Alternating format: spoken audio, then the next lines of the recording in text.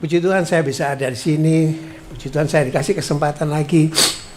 Saya perkenalkan diri. Nama saya Richard.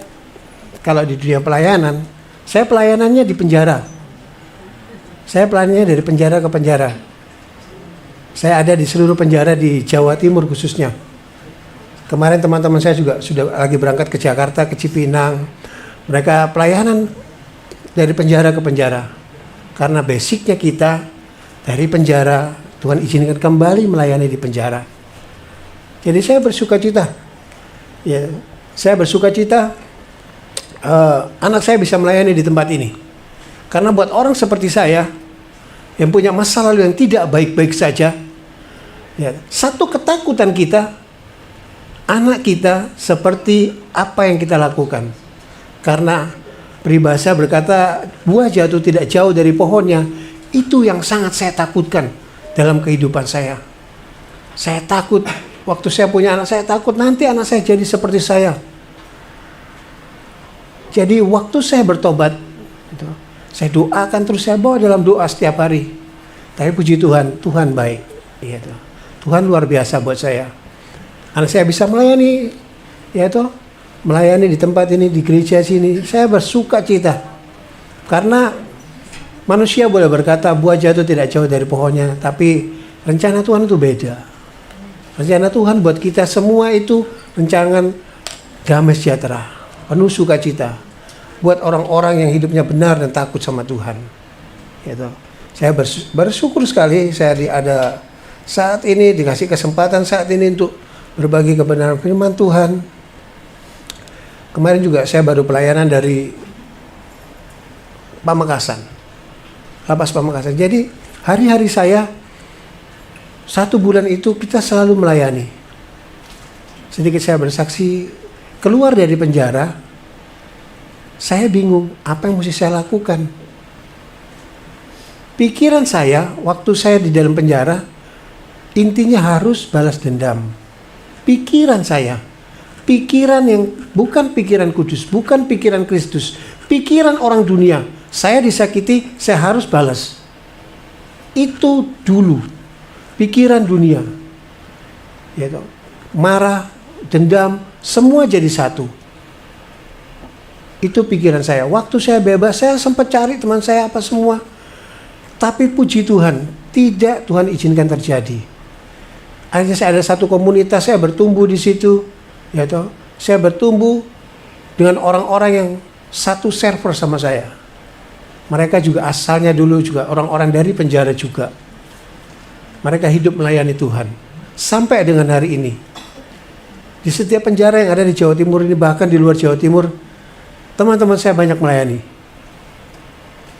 Jadi saya bersuka cita, pada akhirnya pikiran jahat itu dikalahkan oleh pikiran kudus, pikiran Kristus. Bagaimana caranya kita bisa dapat pikiran kudus itu? Pikiran Kristus yang ada dalam kehidupan kita. Bertobat dulu. Bertobat dulu. Saudara bertobat, Bapak Ibu Saudara bertobat, terima Tuhan dulu. Nanti Tuhan pasti ubahkan itu. Intinya tuh bertobat dulu. Bertobat dulu, terima apa yang sudah Tuhan izinkan terjadi dalam kehidupan kita. Jangan pernah bersungut-sungut. Jangan pernah menyalahkan Tuhan dengan apapun itu. Saya waktu masuk penjara, saya menyalahkan Tuhan. Dunia lama saya, hidup lama saya, hidup tanpa pertobatan. Saya menyalahkan Tuhan. Kenapa saya harus masuk penjara, Tuhan? Harusnya saat ini saya ada di kantor saya sedang bekerja. Tapi ada harga yang harus dibayar. Ada harga yang harus dibayar. Mahal harga yang harus dibayar itu. Tuhan izinkan hal yang tidak enak, hal yang tidak baik itu terjadi dalam kehidupan saya pada akhirnya. Jadi bagaimana kita mau dapat pikiran yang kudus, pikiran Kristus dalam kehidupan kita? Bertobat dulu. Terima Tuhan dulu. Dengan kita bertobat, pasti hidup kita akan diubahkan Tuhan. Background saya bukan orang baik-baik. Saya lahir dari anak seorang polisi. Tapi kehidupan saya tidak baik-baik saja. Pikiran saya pikiran jahat terus tiap hari. Pikiran saya pikiran narkoba terus tiap hari. Pikiran saya pikiran dunia terus tiap hari. Pikiran saya bagaimana, saya dari satu tempat sini, dunia malam, kehidupan saya dengan wanita, ganti-ganti wanita, di Surabaya, di Jakarta, di Bali, dimanapun kota yang ada, pikiran saya pikiran yang kotor. Tidak tanpa pertobatan. Makanya firman Tuhan kita baca 1 Korintus 2 ayat 16.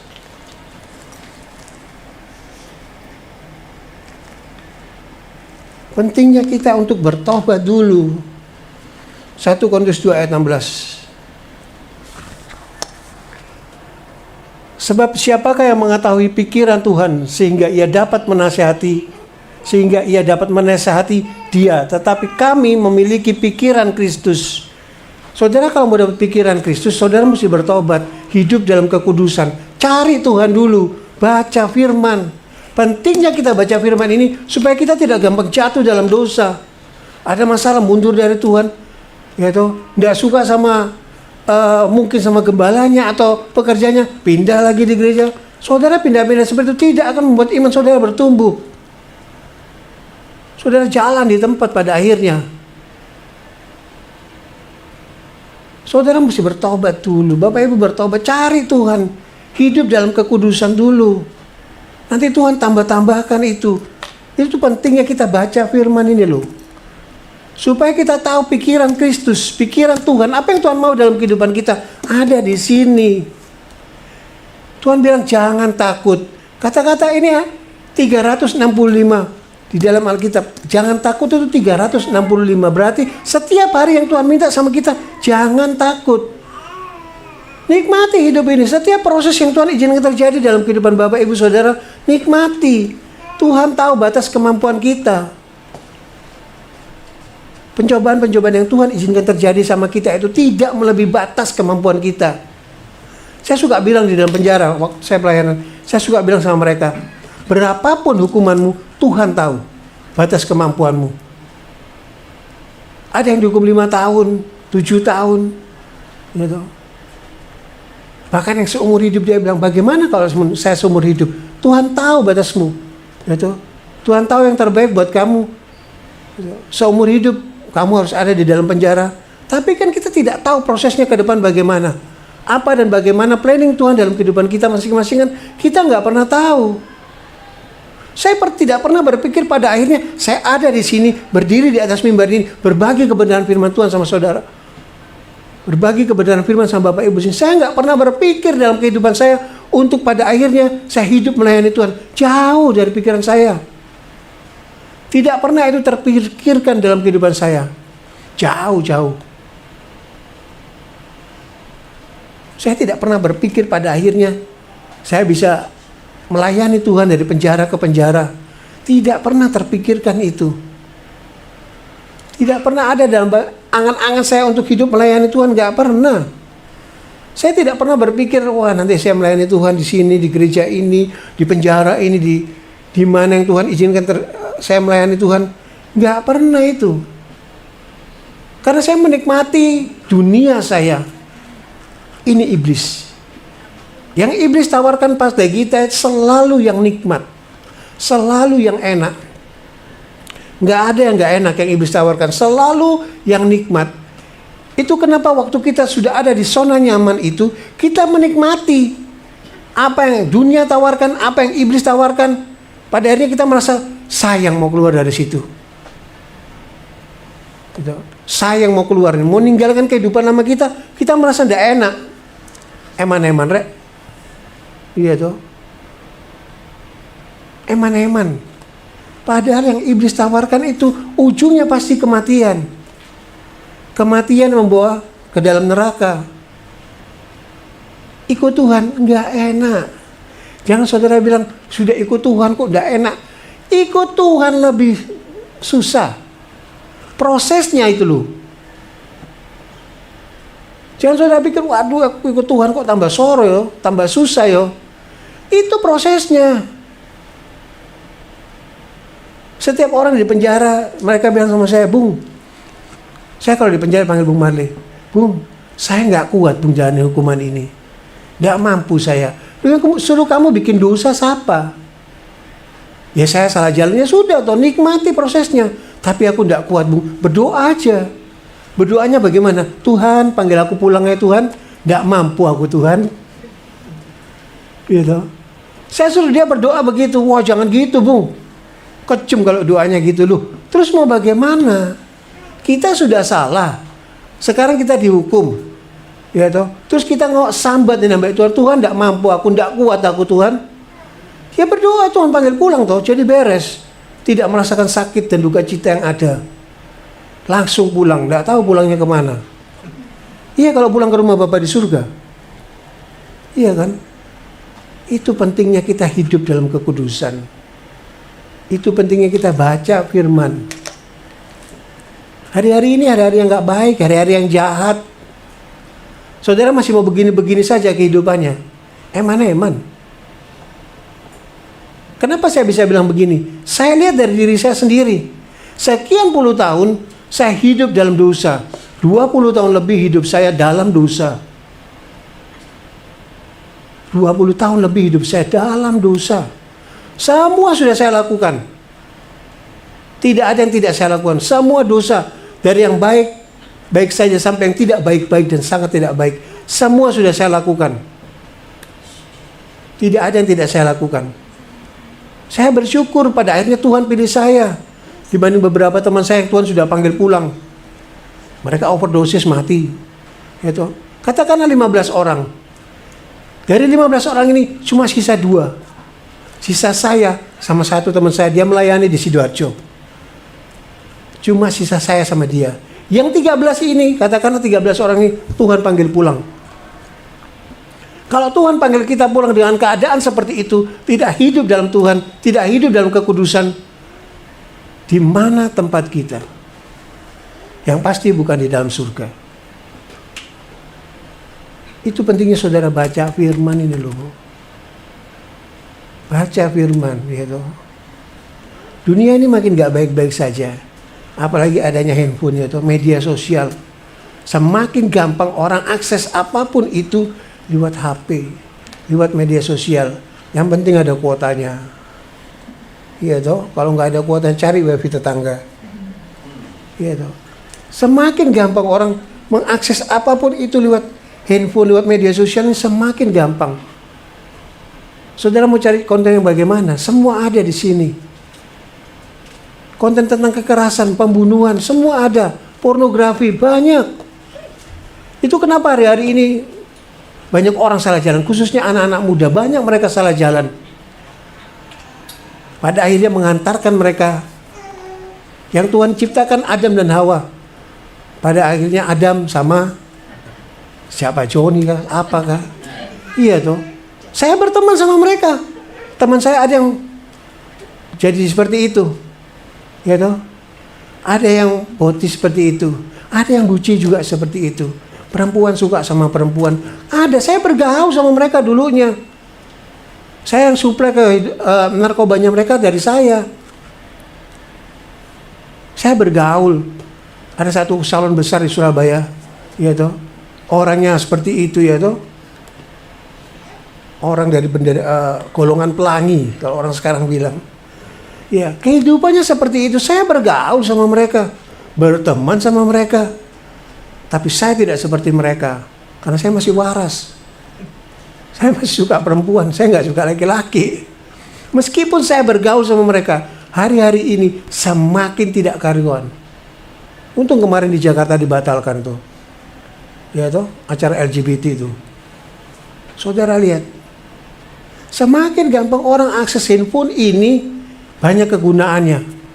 Kalau kita tahu cara memakainya. Kalau kita nggak tahu ya seperti itu. Apapun bisa kita akses di sini. Yang baik sampai yang tidak baik-baik saja. Gitu loh.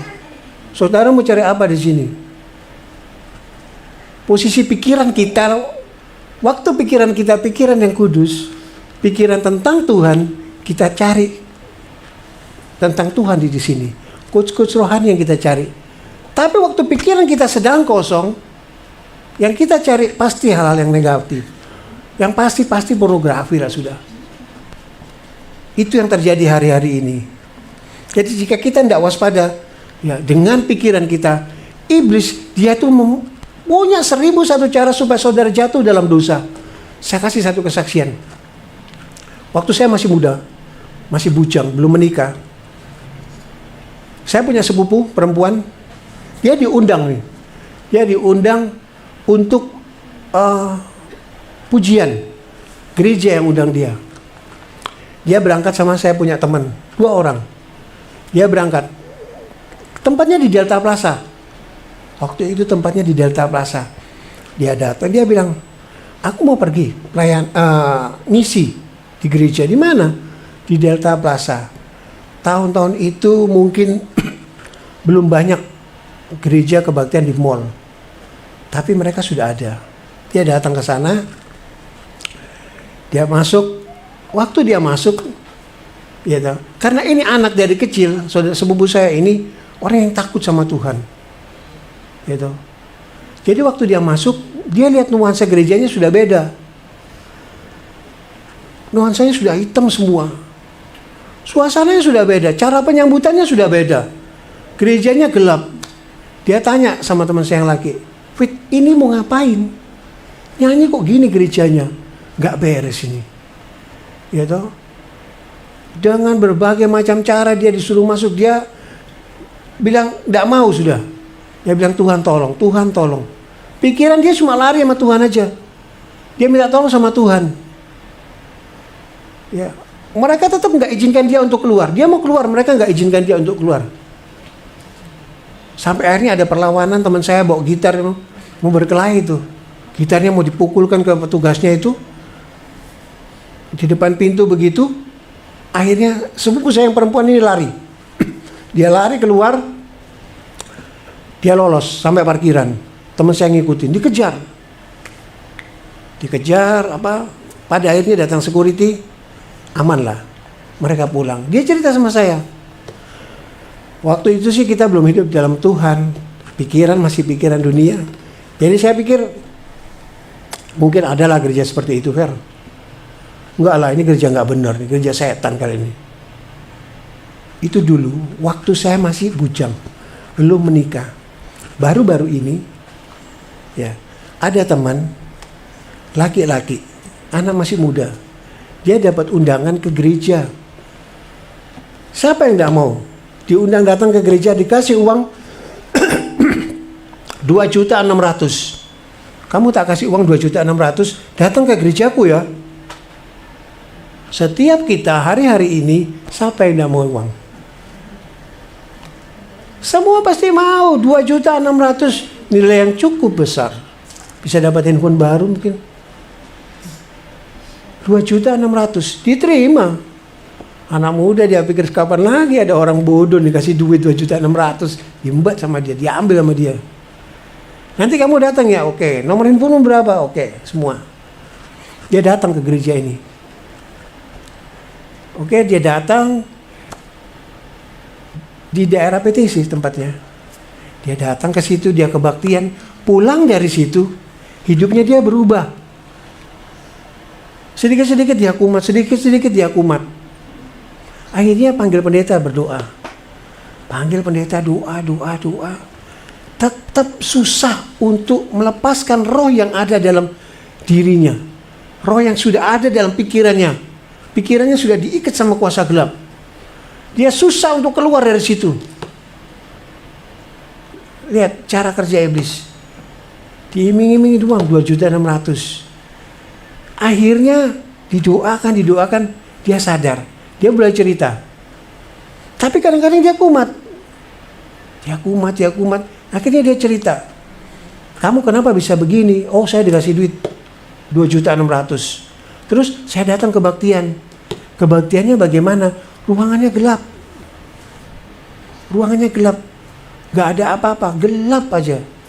Terus cuma remang-remang aja sedikit, warna merah begitu. Oke, terus aku masuk ke dalam. Ikut perjamuan. Nah, perjamuannya ini menurut saya sadis nih. Jadi perjamuannya itu mereka dikumpulkan. Jadi waktu dia salaman itu kayak apa ya? Pernah lihat podcastnya Mongol kan? Kurang lebih seperti itu. darahnya diambil, ditaruh di cangkir kecil, dia bilang. Terus waktu perjamuan itu, pendetanya itu perempuan pakai jubah kayak Dracula, dia telanjang, pendetanya cantik sekali. Dia bawa kayak nampan begitu, dia bawa nampan ini, isinya ini bayi aborsi. Bayi aborsi, ya darahnya ini jatuh netes di gelas-gelas itu. Nah ini untuk perjamuan sucinya. Nah anak ini dia minum perjamuan itu. Itu yang bikin dia susah sekali untuk dilepaskan. Karena roh jahat itu, iblisnya itu, sudah mengikat hidupnya dia, sudah mengikat pikirannya dia. Susah sekali dia untuk lepas dari situ. Dia minum perjamuannya itu. Gitu. Kita mau percaya, gitu. Mau percaya apa enggak? Tapi ini nyata loh. Ada baru-baru ini aja. Kira-kira bulan Juli, Maret atau April loh. Anak itu kena di situ. Terus kita tanya, gerejanya di mana? Aku nggak tahu. Jadi kayak dihapus pikirannya itu loh. Waktu dia sudah mulai sadar, dibawa doa sampai 7-10 hari loh. Setiap hari pendetanya itu datang ganti-ganti doain, dia nggak pernah putus-putusnya. Karena susah sekali untuk lepas dari apa yang sudah iblis ikat dalam kehidupannya dia. Karena dia sudah minum darah perjamuan itu. Itu yang bikin dia susah sekali untuk lepas dari situ. Tapi puji Tuhan pada akhirnya, ya toh, 10 atau 2 minggu lebih begitu, tetap setiap hari doakan, pada akhirnya puji Tuhan dia bisa lepas dari itu semua. Jadi hari-hari ini kita masih mau seperti ini, sia-sia hidup kita. Hari-hari ini, waktu-waktu yang jahat. 1001 cara iblis dengan caranya, dia cuci otak kita, dia cuci pikiran kita, supaya kita jatuh dalam dosa. Itu pentingnya kita ada dalam hadirat Tuhan. Baca firman Tuhan ini loh. Pentingnya kita baca firman itu loh. Saudara mengerti tidak mengerti, baca aja. Saya juga dulu nggak mengerti. Sampai hari ini saya tetap baca. Mau mengerti tidak mengerti, saya tetap baca firman ini. Sampai saya ada satu grup Jakarta itu, karena untuk membangkitkan gairah orang baca firman, sudah ada satu pasal satu hari. Kapan selesainya satu pasal satu hari? Tapi mau bagaimana lagi? Memacu minat kita untuk baca firman Tuhan itu loh.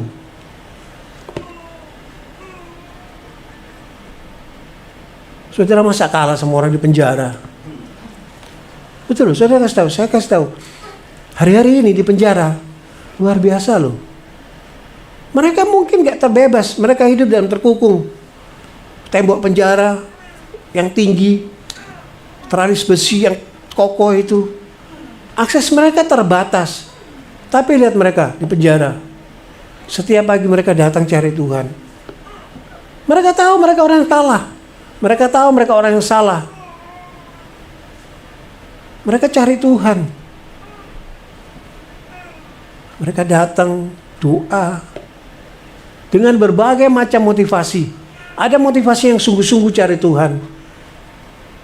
Ada yang motivasinya, ya Tuhan kayak supermarket buat dia. Kalau dia butuh, dia datang. Kebanyakan kita seperti itu. Tuhan kayak supermarket. Waktu saya butuh, saya masuk, saya cari Tuhan. Saya nggak butuh, ya sudah, saya tinggalkan Tuhan.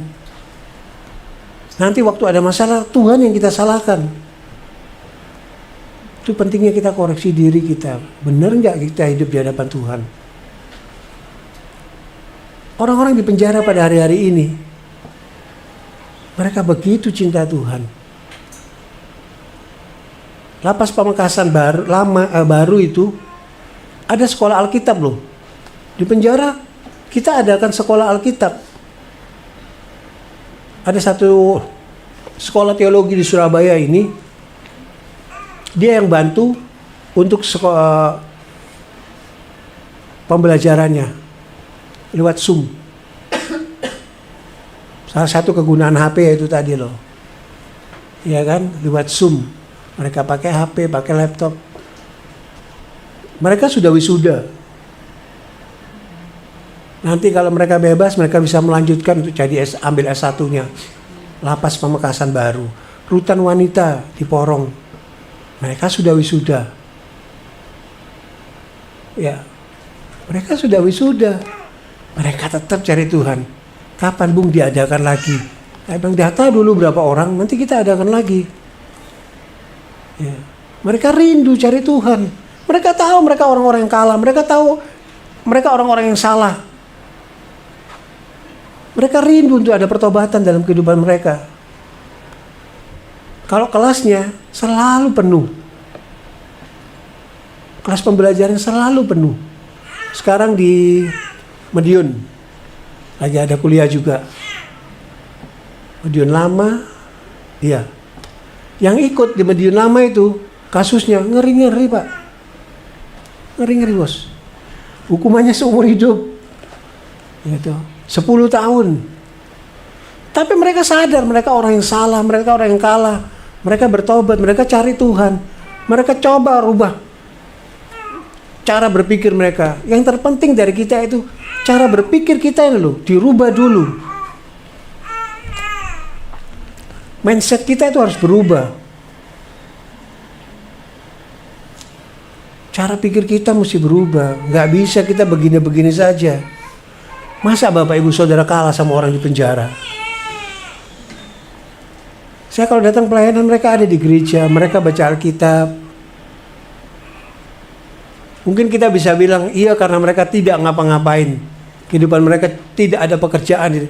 Di penjara banyak hal yang bisa mereka lakukan loh. Mereka juga nggak nganggur di penjara itu. Meskipun banyak orang-orang yang salah juga di dalam penjara itu. Tapi mereka cari Tuhan loh. Makanya saya suka cita sekali Tuhan izinkan saya melayani di penjara ini. Saya bersuka cita. Terima kasih Tuhan. Saya merasa saya dari penjara kembali ke penjara. Ya sudah itu pilihan. Saya melayani Tuhan sampai hari ini. 10 tahun saya melayani Tuhan. Dari saya bebas. Saya bebas, ya 10 tahun lebih saya melayani Tuhan. Teman saya perempuan, dia bebas dari penjara. Dia bikin buku. Di Palangkaraya bukunya jadi buku yang terlaris. Dicari orang. Dia kerjasama dengan rutan di Palangkaraya. Ya. Dia kerjasama dengan rutan di Palangkaraya. Dia diundang ketemu sama wali kota di sana. Sama bupati, sama kapoldanya. Dia presentasikan tentang bukunya. Ini sudah masuk buku keempat. Di penjara-penjara banyak bukunya dicari sama dia. Aksara Jiwa namanya. Mereka tahu mereka orang-orang yang kalah. Mereka tahu mereka orang-orang yang salah. Mereka ubah cara berpikirnya. Mindsetnya dirubah. Sekarang waktunya cari Tuhan. Tidak hidup begini-begini aja. Gak sedikit banyak hamba Tuhan yang jatuh dalam dosa. Meskipun mereka sudah tahu kebenaran. Gak sedikit banyak. Di Lapas Porong ada loh. Pendetanya ada 4. Tapi 1 baru bebas. Kasusnya pencabulan. Ada 1 lagi sudah di Malang tuh. Yang gerejanya di Kayun itu. Pindah ke Malang. Ya tuh. Di Porong ada 4. Sudah bebas 1. Jangan kita merasa kita sudah baca firman, ya toh. Sudah hidup benar-benar, tetap cari Tuhan. Itu loh. Rubah cara berpikir kita ini loh. Bukan cuman kita baca firman aja. Cara berpikir kita mesti berubah. Baca firman aja, tapi kita nggak tahu percuma. Makanya berdoa, minta pimpinan Tuhan, tuntunan Tuhan, supaya kita tahu apa yang Tuhan mau dalam kehidupan kita. Rubah cara pandang kita mesti berubah. Hidup ini makin hari makin gak baik-baik saja. Ya toh, Tuhan sudah mau datang. Hidup begini-begini saja, Kasihan saudara. Di penjara saya bilang, Tuhan sudah mau datang. Hidup begini-begini aja, nggak ada pergerakan dalam perubahan dalam hidupmu. Pola pikirmu masih seperti ini, percuma hidup. Saya bilang di penjara, berdoa aja minta Tuhan panggil pulang. Jangan gitu Bung, terlalu keras kayaknya. Lu akhir zaman bos, kita mesti keras supaya orang itu bertobat. Di penjara jam 2 siang mereka datang komsel.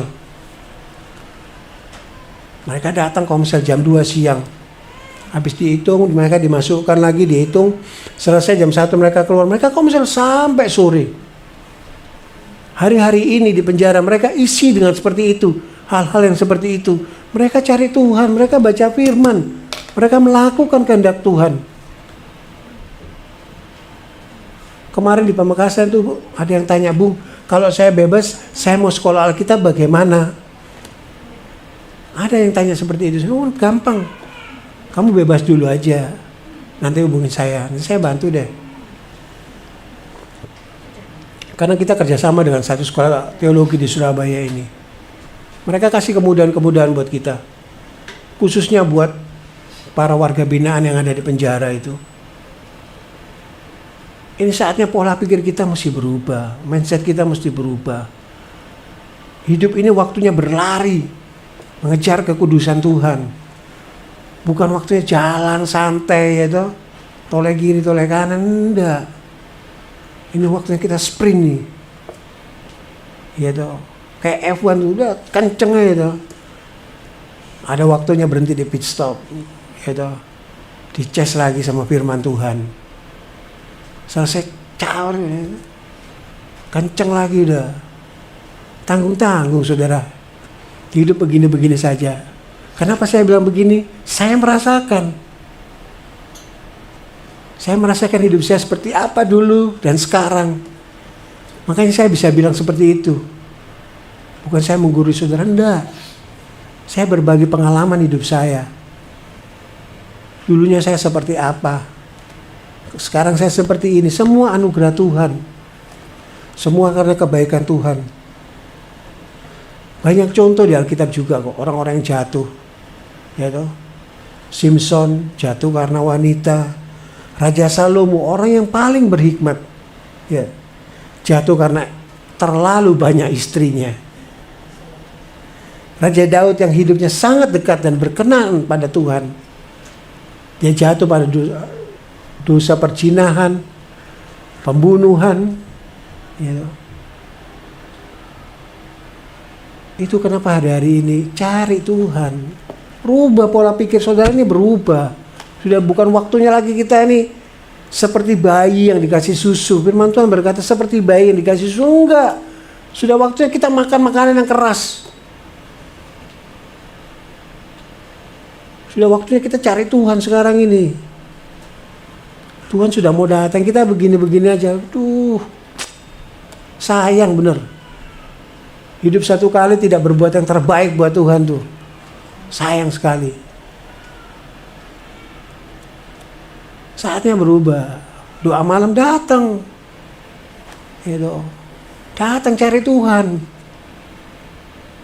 Ada kegiatan apa di gereja ini yang bisa menumbuhkan iman saudara? Datang. Cari Tuhan. Pergaulan yang buruk itu merusak kebiasaan yang baik. Saudara banyak bergaul dengan orang-orang yang takut sama Tuhan. Di tempat ini semua orang yang takut sama Tuhan. Saudara banyak bergaul dengan orang-orang yang takut sama Tuhan. Iman saudara bertumbuh.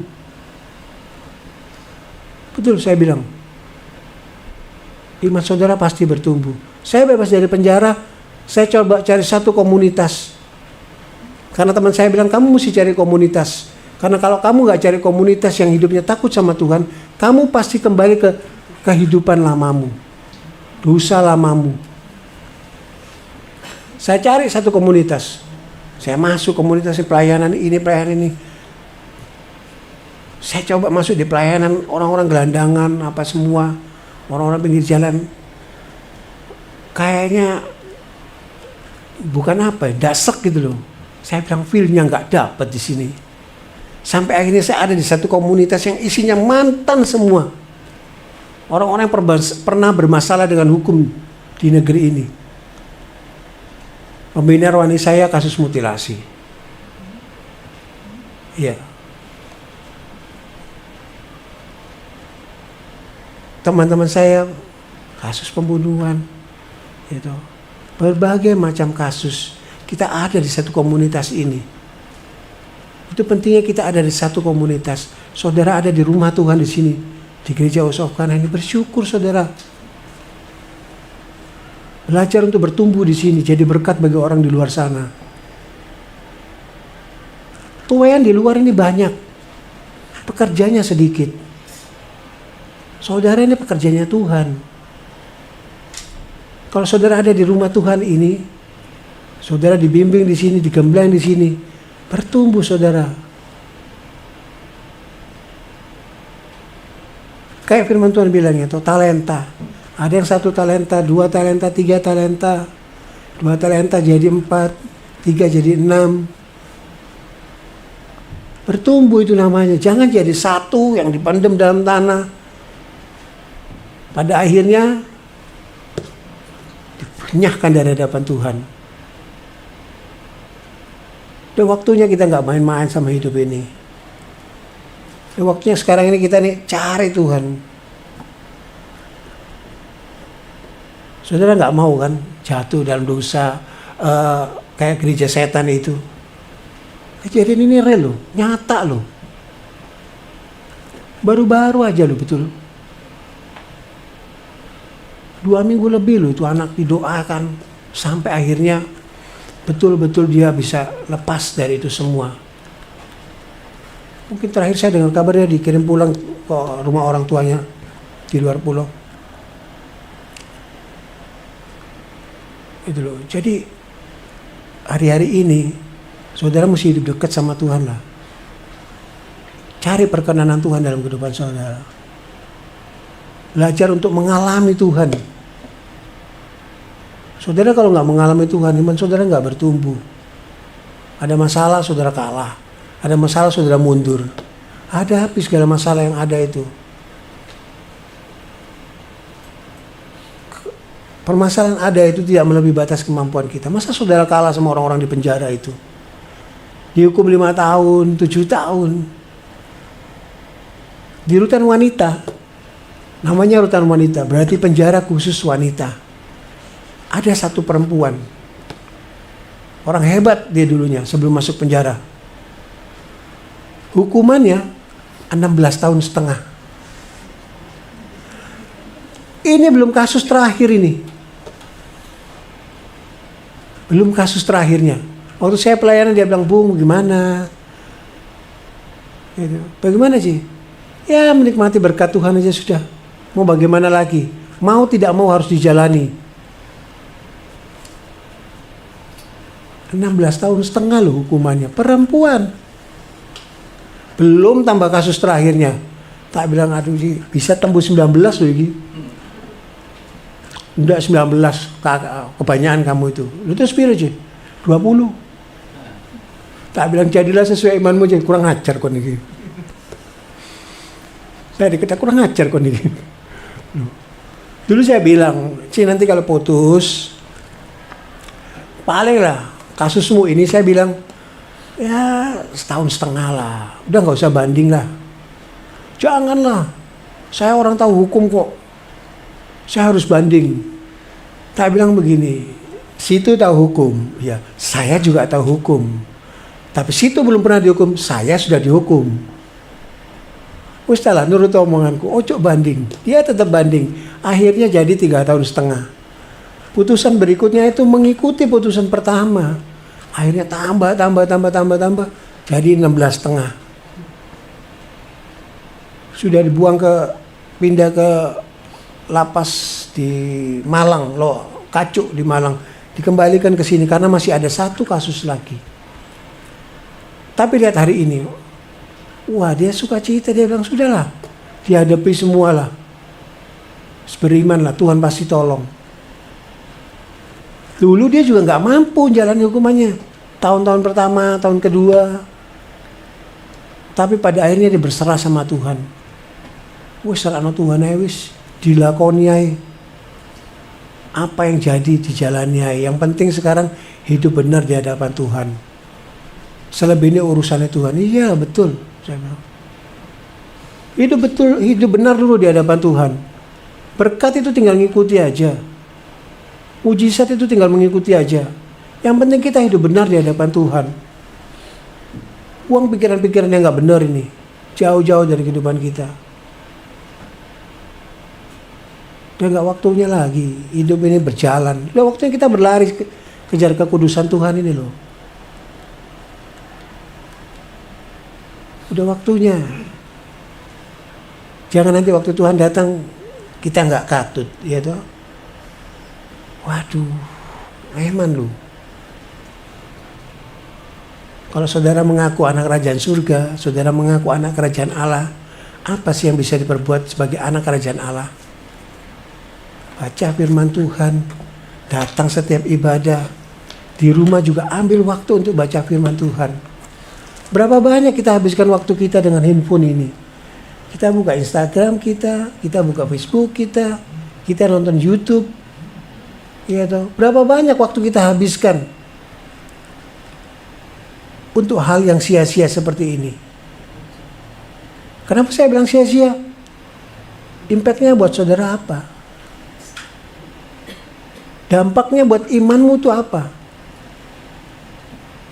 Berapa banyak waktu kita habiskan untuk itu semua? Dan berapa banyak waktu kita habiskan untuk baca firman Tuhan? Berapa banyak waktu kita? Orang bangun tidur pagi-pagi yang bingung cari HP-nya. Waduh. Ya toh, nyalain HP-nya. Wes skore biro mau bengirek. Iya toh. Oh iya, belum balas WA-nya ini itu. Yang dilihat HP-nya dulu.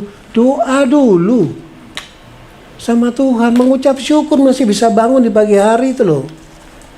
Saudara bisa bangun di pagi hari itu sudah berkat itu. Mengucap syukur dulu, berdoa dulu, ambil waktu. Tuhan gak minta-minta banyak dari kita. Berapa banyak waktu kita habiskan buat Tuhan? 24 jam waktu kita, 8 jam kita bekerja. Selebihnya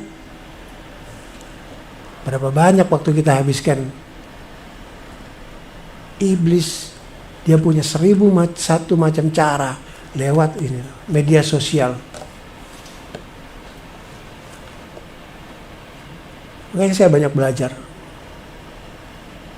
Saya kalau ada kebaktian nggak nyalain HP, paling waktu hamba Tuhannya bawa firman, saya buka, saya catat-catat apa yang perlu dicatat buat referensi, nanti mungkin saya bisa bawa firman di tempat lain.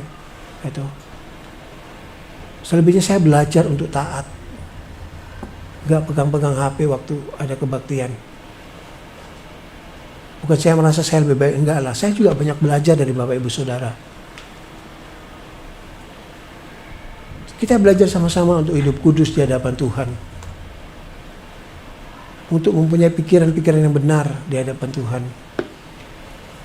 Udah gak waktunya, bener. Udah gak waktunya kita hidup seperti ini aja. Sekarang ini waktunya kita cari Tuhan, baca firman Tuhan ini loh.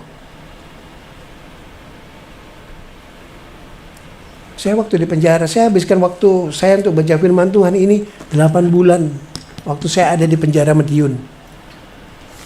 8 bulan saya habiskan waktu saya di penjara Madiun, Kejadian sampai Wahyu.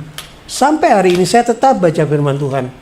Saya coba ambil waktu setiap saya bangun pagi, saya coba ambil waktu untuk saat teduh, baca firman Tuhan. Minimal 30 menit lah. Lebih enak pagi-pagi, kita masih fresh. Jangan nanti kita bilang nanti aja dah jam 10 apa. Udahlah, kesibukan kita buat kita lupa sama Tuhan.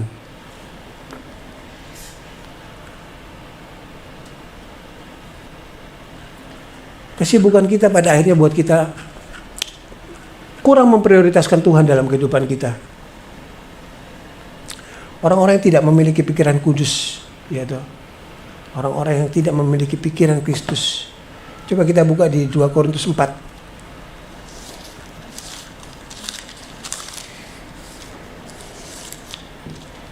2 Korintus 4 ayat 4.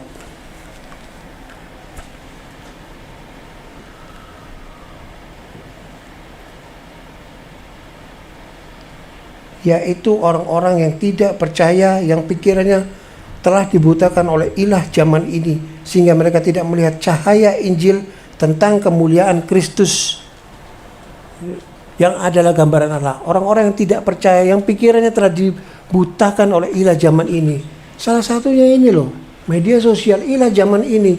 Itu yang membutakan kita.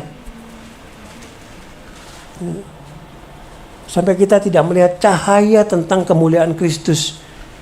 Yang adalah Kristus itu gambaran Allah. Ilah zaman ini. Gitu.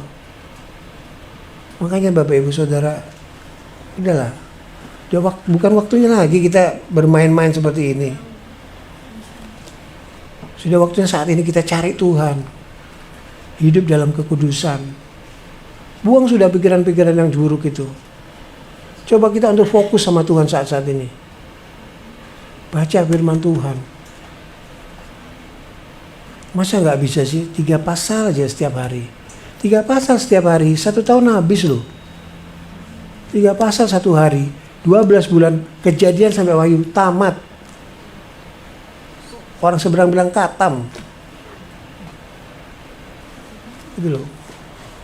Belajarlah, belajar untuk hidup dalam kekudusan Tuhan.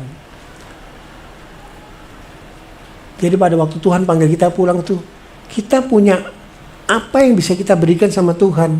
Tuhan tanya, talenta yang aku kasih buat kamu apa? Saudara punya talenta memuji Tuhan, memuji Tuhan. Main musik, main musik.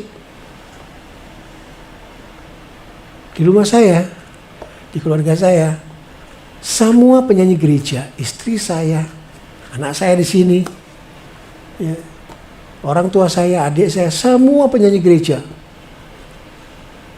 Saya satu-satunya orang yang tidak bisa menyanyi. Karena anak saya bilang, gak usah ikut nyanyi Pak. Suaramu bernafas saya fales. Suara saya ini bernafas saja fales. Jadi tidak usah ikut menyanyi.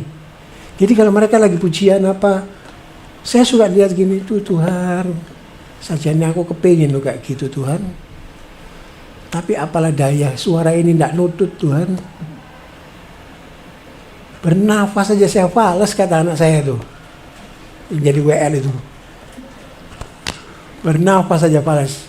Saya kalau sudah begitu saya bilang, ya toh, oke lah ya toh. Semua penyanyi gereja, semua punya talentanya untuk Tuhan dengan bernyanyi. Tapi saya punya talenta jadi hamba Tuhan. Kalian nggak bisa, saya yang bisa. Itu yang selalu saya bilang, saya katakan. Ya toh. Kita punya talenta masing-masing. Apa yang Tuhan sudah kasih buat kita, pergunakan baik-baik. Saya suka di penjara, pelayanan di penjara, mereka mau belajar. Yang nggak bisa WL, dia mau belajar untuk jadi WL. Bagaimana caranya? Ya toh.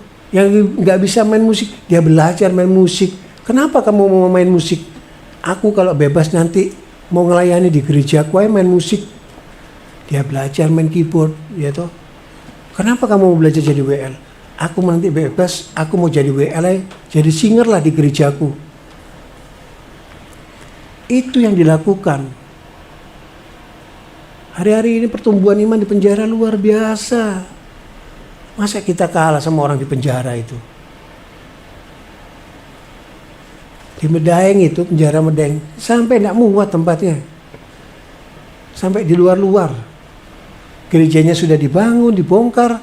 Kita kebaktiannya di lapangan. Bukan seperti gereja, di lapangan. Yang cuma ditutup teror begini. Terus bannernya, tulisannya mengucapkan Selamat Idul Fitri. Bannernya itu tulisannya Selamat Idul Fitri, bla bla bla bla bla. Ya tahu. Bawahnya itu pokoknya kata-kata dari gereja bawang lah. Baru ada salibnya.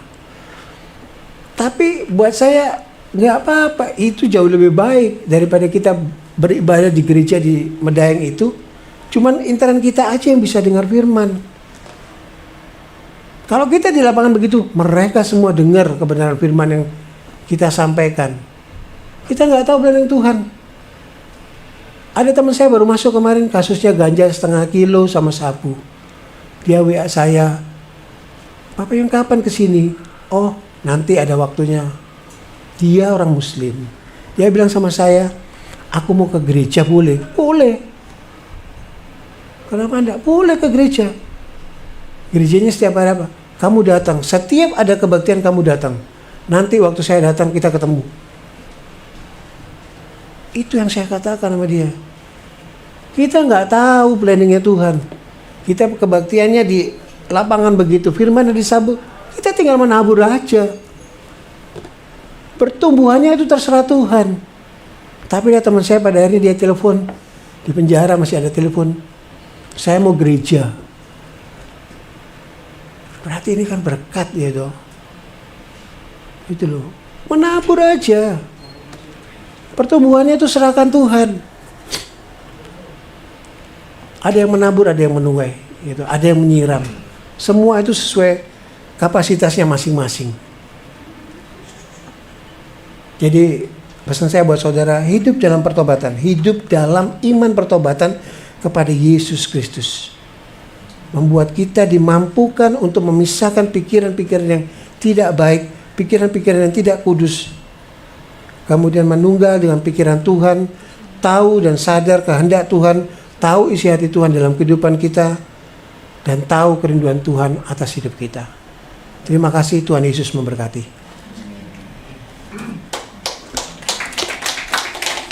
Mari kita berdoa. Tuhan Yesus, terima kasih buat kebenaran firman-Mu yang sudah Amba sampaikan ini Bapa. Aku percaya di dalam nama Tuhan Yesus, firman Tuhan ini tidak berlalu seperti angin yang berembus, tapi firman Tuhan ini jatuh di tanah hati setiap kami, bertumbuh. Firman-Mu ini menjadi pelita bagi kaki kami dan terang bagi jalan kami. Terima kasih Tuhan untuk kebenaran firman-Mu ini Bapa. Berkaryalah terus dalam kehidupan kami Tuhan. Singkirkan pikiran-pikiran buruk dalam kehidupan kami ini Bapa. Gantikan pikiran-pikiran kudus-Mu Bapa. Pikiran Kristus tanamkan dalam kehidupan kami ini Bapa. Agar kami bisa berjalan sesuai dengan kehendak yang Tuhan mau dalam kehidupan kami. Ampuni kami buat segala dosa salah yang kami lakukan Tuhan Yesus.